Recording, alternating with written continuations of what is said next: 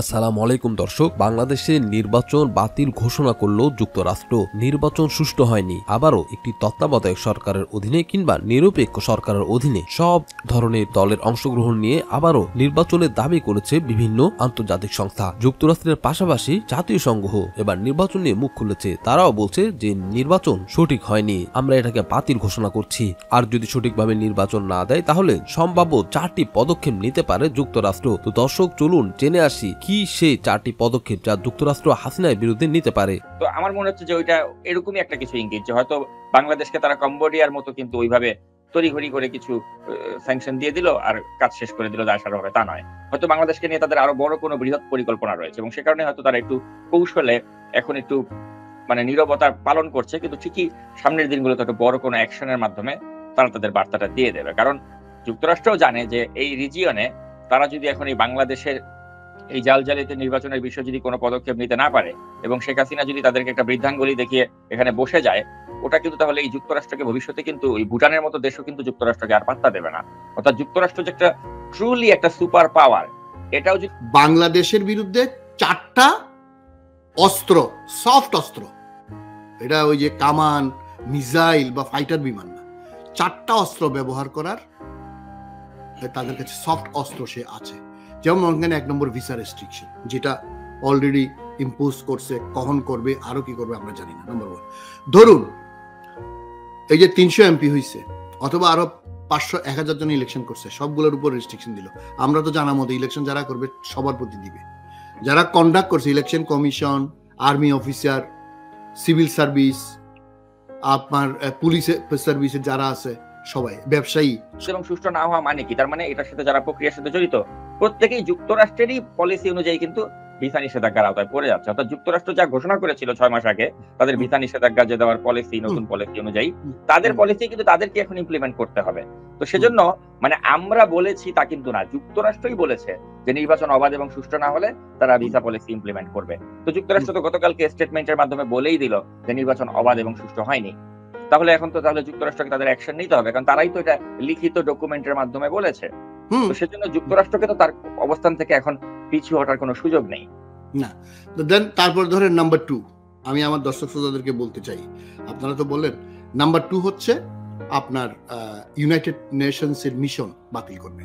Say for example, number 2, বাংলাদেশে যত রকমের আদার দেন গার্মেন্টস, আপনি যত রকমের এইড, যত রকমের ট্রেড ফেসিলিটি, যত রকমের আপনার ট্যাক্স ফ্রি, তাদেরকে ইলেকটোরাল রুল অফ লতে আনার জন্য 15 বছর তারা এইভাবে করছে, এইভাবে আমরা করি।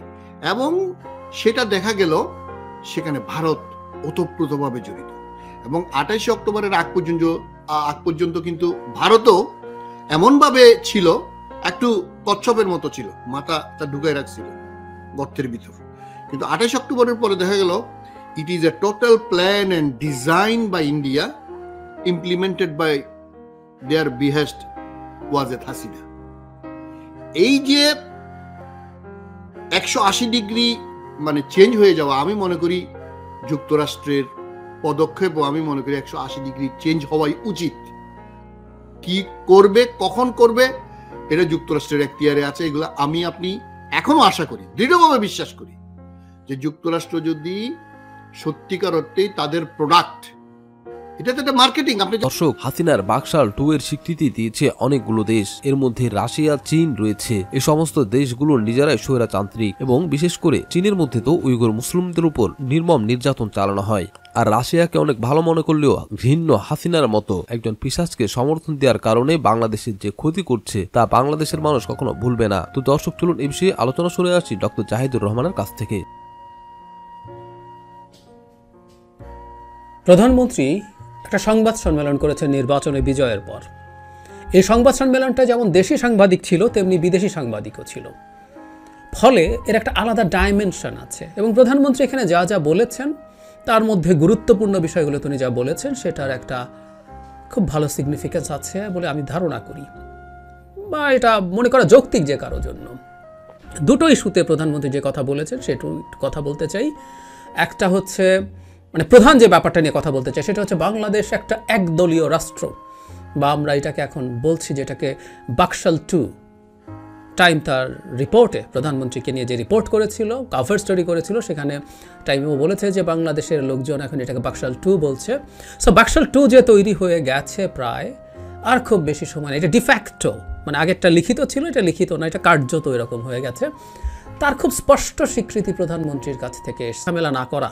মানে এই ডক্টর ইউনূসকে তো আমি বারবার বলছি যে পশ্চিমের সাথে, বিশেষ করে আমেরিকার সাথে এক ধরনের ঠোকাঠুকির বিষয়ে পরিণত করা হয়েছে, তাই পুরোপুরি করেনি সরকার। কিন্তু তার জামিনের প্রশ্ন আছে, 1 মাসের মধ্যে উনি জামিনের অ্যাপিল করবেন এবং সরকার, আমি ধারণা করি, পরিস্থিতির ওপরে সিদ্ধান্ত নেবে ডক্টর ইউনূসের ব্যাপারে কী করা হবে এবং ক্ষমা করা হবে কি হবে না। মানে আইন বা আদালত তো বিষয় না, বিষয় হচ্ছে ক্ষমতাসীনরা, বিশেষ করে প্রধানমন্ত্রী কী চান, সেটাই অনেক বড় ম্যাটার করবে। পশ্চিমের সাথে তার সম্পর্কের যে ধরন, যে পরিস্থিতি তৈরি হয়, সেটাই আসলে ডিটারমাইন করবে ডক্টর ইউনূস শেষ পর্যন্ত জেলে যাবেন নাকি যাবেন না। সো আরও কিছু ডেভেলপমেন্ট লাগবে, ডেভেলপমেন্ট দেখলেই আমরা বুঝবো। এবার বিরোধী দল সম্পর্কে যে জায়গাটা সবচেয়ে বেশি ইম্পর্টেন্ট, ওই যে বলছিলাম এটা বাকশাল 2-তে পরিণত হচ্ছে কিনা সেই প্রশ্ন। সংবাদ সম্মেলনে প্রধানমন্ত্রীকে বিবিসি থেকে মানে প্রশ্ন করা হয়, বিরোধী দল না থাকলেও বাংলাদেশকে একটি সক্রিয় গণতান্ত্রিক দল বলা যায় কিনা। প্রধানমন্ত্রী বলছেন, নির্বাচন নিয়ে যারা সমালোচনা করতে চায় তারা করতে পারে, সেটা তাদের স্বাধীনতা। ভুল ঠিক নিয়ে আমার নিজস্ব বিশ্বাস আছে, আমি সেটাতেই বিশ্বাস করি। হ্যাঁ, আমি ঠিক কাজটি করেছি, নির্বাচন সুষ্ঠু ও অবাধ হয়েছে। এই প্রেক্ষাপটটা একটু দেখতে হবে। উনি বাংলাদেশি সাংবাদিকদের সাথে মূলত কথা বলছেন, এই প্রশ্নগুলো করা হচ্ছিল বিদেশি সাংবাদিকদের পক্ষ থেকে এবং বিদেশি একেবারে সাদা চামড়ার সাংবাদিক। তার মানে এখান থেকে তারা এই ব্যাপারটা এখন ভেরিফাই করতে চেয়েছিল। দীর্ঘদিন থেকে আমরা যে আলোচনাটা করছিলাম যে ডামি নির্বাচনটা হয়ে গেল, সেটা আসলে আওয়ামী লীগের মধ্যকার একটা নির্বাচন। কেউ কেউ বলছে এটা এক ধরনের কাউন্সিলের মতো, যার মাধ্যমে আওয়ামী লীগ 5 বছর পর ঠিক করলো কাকে কোন পদে দেবে, মানে এমপির কোন পদে দেবে, মন্ত্রীর কোন পদে দেবে। টু সাম এক্সটেন্ট এটাই আসলে সঠিক কথা। একেবারে প্রত্যেকে আওয়ামী লীগের লোকজন, আমি আবারও বলছি জাতীয় পার্টি টাটি সহ যারা যারা এসছে প্রত্যেকে আসলে আওয়ামী লীগ। সো এই প্রশ্ন ইজ ভেরি। এদিকে দর্শক, বাংলাদেশের নির্বাচন ও ডক্টর ইউনূসকে নিয়ে যা বলল যুক্তরাষ্ট্র, 7 জানুয়ারির বাংলাদেশে অনুষ্ঠিত দ্বাদশ জাতীয় সংসদ নির্বাচন প্রসঙ্গে বাংলাদেশের জনগণের গণতান্ত্রিক চর্চার আগ্রহ ও তা পূরণের প্রতি যুক্তরাষ্ট্রের সহায়ক অবস্থানের কোনো পরিবর্তন হয়নি বলে জানিয়েছেন দেশটির জাতীয় নিরাপত্তা কাউন্সিলর স্ট্র্যাটেজিক কমিউনিকেশনের সমন্বয়ক অ্যাডমিরাল জন করিবি। তবে হোয়াইট হাউস আয়োজিত ব্রিফিংয়ে নোবেলজয়ী বাংলাদেশি অর্থনীতিবিদ ডক্টর মোহাম্মদ ইউনূসের ওপর অবিচার করা হয়েছে বলে জানানো হয়েছে। হোয়াইট হাউসে অনুষ্ঠিত এক ব্রিফিংয়ে বাংলাদেশের সদ্য সমাপ্ত নির্বাচনকে একতরফা উল্লেখ করে বিরোধী দলের ওপর সরকারের অব্যাহত দমননীতির প্রসঙ্গে যুক্তরাষ্ট্রের অবস্থা জানতে চান এক সাংবাদিক। প্রশ্নের জবাবে কিরবি বলেন, অবাধ সুষ্ঠু নির্বাচন এবং গণতান্ত্রিক ধারার প্রতি বাংলাদেশের নাগরিকদের আকাঙ্ক্ষা পূরণে যুক্তরাষ্ট্রের অব্যাহত সমর্থনের কোনো পরিবর্তন হয়নি। তিনি আরো বলেন, গণতান্ত্রিক চর্চা ও ধারা সমুন্নত রাখতে বিশ্বব্যাপী প্রয়োজনীয় পদক্ষেপ ও ব্যবস্থা নেওয়ার চেষ্টা যুক্তরাষ্ট্র অব্যাহত রেখেছে। সে সঙ্গে মুক্ত এবং গতিশীল গণতন্ত্র নিশ্চিতে সংশ্লিষ্ট প্রতিষ্ঠানগুলোকে সব ধরনের সহায়তা দিয়ে যাচ্ছে যুক্তরাষ্ট্র। Press secretary Karine J Pierre প্রশ্নের জন্য আহ্বান জানালে ব্রিফিংয়ে বাংলাদেশ প্রসঙ্গ উত্থাপন করে এক সাংবাদিক জানতে চান, বাংলাদেশের একতরফা নির্বাচন সমাপ্ত হয়েছে। নির্বাচন ঘিরে যেভাবে বিরোধী দলের উপর গ্রেফতার, আক্রমণ, দমননীতি প্রয়োগ করা হয়েছে তাতে নিন্দা জানিয়েছে গোটা বিশ্ব। সংবাদ মাধ্যম যা গার্ডিয়ান এই নির্বাচনের সমালোচনা করে এক প্রতিবেদনে বলেছে, বিরোধী দলের উপর সরকারের পৈশাচিক আক্রমণ। Press secretary Karine J Pierre প্রশ্নের জন্য আহ্বান জানালে ব্রিফিংয়ে বাংলাদেশ প্রসঙ্গ উত্থাপন করে